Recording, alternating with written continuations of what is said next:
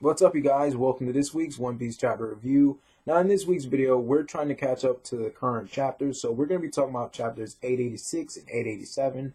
Now, while this video may not be as thorough or as precise as I want it to be, we're just going to be talking about certain events and my opinions of it. So, for starters, we have Oven being a douche lord by intercepting Chiffon, Sanji, Pudding, the rest of the chefs who are trying to deliver the cake to the ship to stop Big Mom's rampage. Now, Oven is dead set on killing Chiffon, and we have Pound doing everything in his power to save his daughter.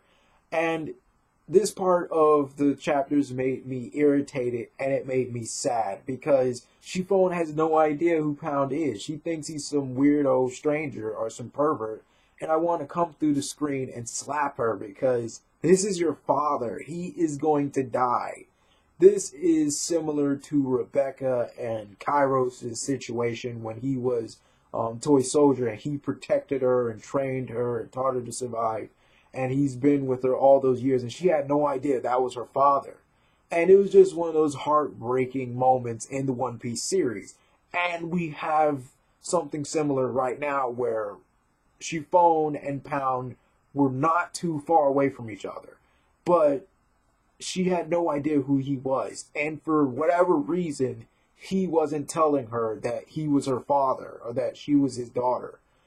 And I don't know why it just didn't pop up in Chiffon's mind that this dude was probably her father. I mean, who else would really sacrifice themselves to protect her besides Capone Beige, besides Sanji, besides maybe a few other physically capable people? But Pound is not a exceptional fighter. He is not a tank. He cannot soak up damage.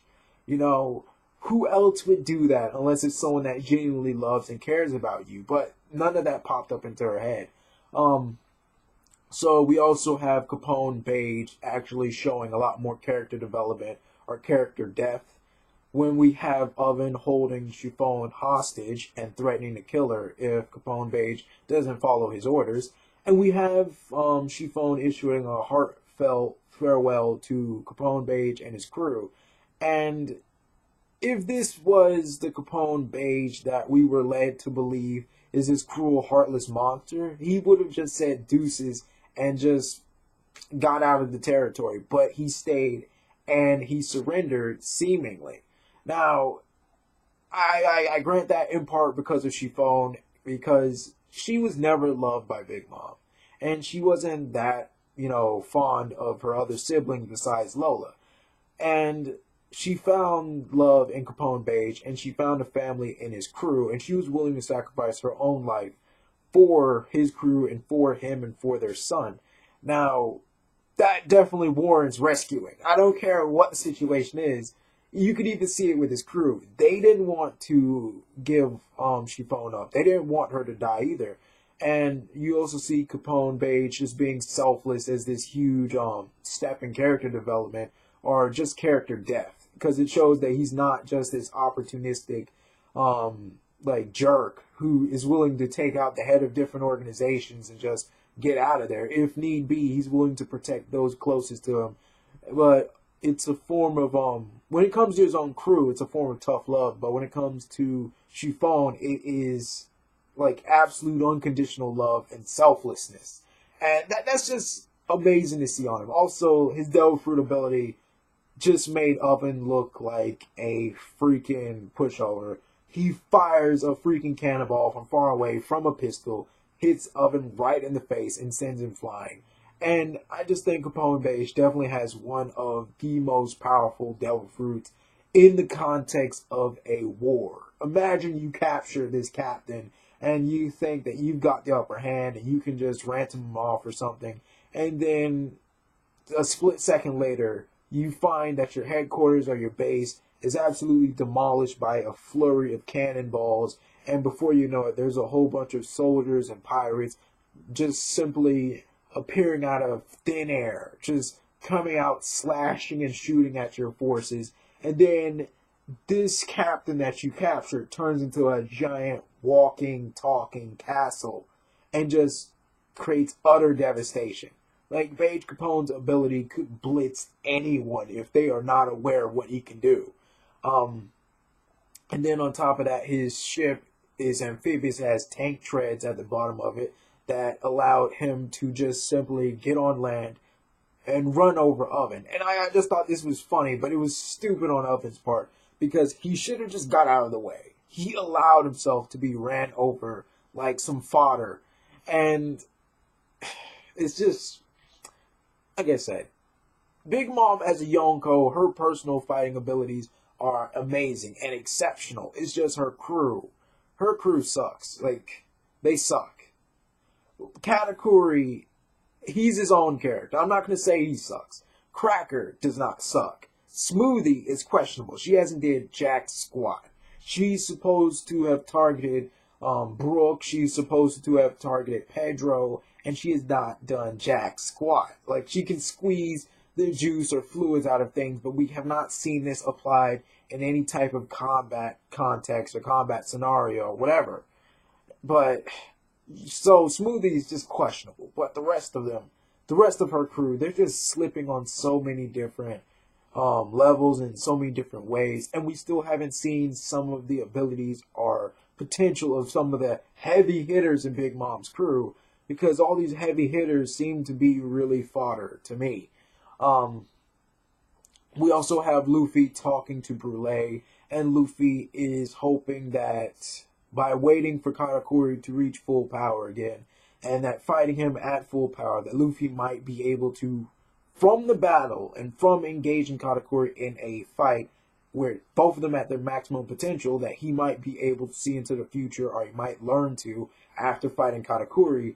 And it's just he's basically going off of what Shanks said, that fighting definitely enhances his abilities and stuff like that. And I understand the logic behind it, but it just reminds me of Dragon Ball Z, where it's just like, you know, the more you fight stronger opponents, the stronger you become, and you gain all these other cool abilities. And it's just, especially with Super Saiyans, like when they get near death and then they come back even stronger. It's just like, no, it's just a cliche trope, and I don't like it in One Piece. I don't like the fact that Luffy, by just fighting Katakuri, who's had this ability for what, decades maybe, who has mastered this thing to an extreme point, that Luffy, after engaging Katakuri in like one full-on match, is just gonna master this ability or get to see into the future a bit. No. I just don't like that aspect of it. As far as Oven, we do see Capone Beige rescue Chiffon. Sanji managed to get the cake onto the ship in one piece, and they're about to leave, and then Oven is boiling the entire ocean. He is killing everything in the ocean, and the ship is not going to make it. The cake is not going to make it. But we have Pound come to the rescue by knocking Oven over the head, trying to knock him into the water. And it grants Chiffon, Capone Beige, putting Sanji and them just enough time for them to escape. But it's sad because you can see Capone and Chiffon's baby is laughing and everything when Pound does the attack, but then it starts crying because it can tell that he's gonna die. And it's sad because we hear in Pound's mind that he wishes he was there for Chiffon earlier, and that Chiffon may have had a hard life and a hard upbringing. And we just see how much of a jerk that Big Mom is. It's just like, once she turns out that baby, you're gone. It's literally like the reverse. But I don't think Pound is dead. I don't think so. And in most of these One Piece scenarios, we see these attacks that are supposed to kill somebody. And in One Piece, people rarely die. People rarely die in One Piece from these seemingly lethal attacks. Now, we do have deaths in One Piece where people have died, but rarely. I don't think Pound is dead. I don't want to think Pound died without Chiffon knowing that was her father the whole time. And I can only imagine the type of emotional shock that Chiffon will experience upon learning that that guy who is risking life and limb to protect her from Oven was her very own father, and that he is dead now. I can only imagine the type of emotional shock that would bring upon her. I want Pound to live. I want them to actually have a connection. I want Chiffon to know who her father is. But also we have Carrot mentioning that it's a full moon, and there's something on to that. But that's enough for this video. Like I said, this is not as precise or as thorough as I wanted to be, so we're just talking about a couple of things that I can remember off the top of my head, and we're going to be talking about it in the next video. Bye.